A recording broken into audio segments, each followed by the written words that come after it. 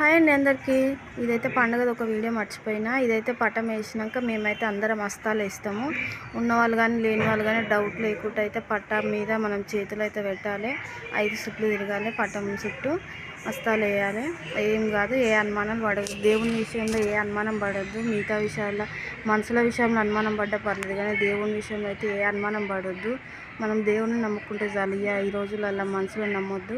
ఇక మాకైతే ఎవరు రాలే కాబట్టి ఎంబడి ఉండాలి, ఒక మనిషి 2 మనుషులు ఉండాలి పట్టుకోవడానికి. శక్తులు ఆపుతాయి కదా, అట్లా అని 2 ఉన్నారు. ఆయన పాప మంచిగా మాకైతే మా ఆయన ఎంబడైతే ఉన్నారు, వాళ్ళిద్దరు పట్టుకొనే ఉండే. వచ్చేటప్పుడు శక్తులు అలాంటివి ఆపుతాయంట. ఇది ఎందుకంటే మాకైతే ఘటంకుండ వచ్చింది ఈసారి. ఒక ఇంటికి ఒకటి వస్తుంది, ఒక 5 మంది వరకు. ఒకరికి ఘటంకుండ, ఒకరికి పుట్టమన్ను, ఒకరికి పండ్ల గంప ఇట్లా వస్తాయి. మాకైతే ఈసారి మా ఇంటికైతే ఘటంకుండ వచ్చింది. బలి పెద్దమ్మకి మేమే తీసుకొచ్చినాము. ఓకేనా.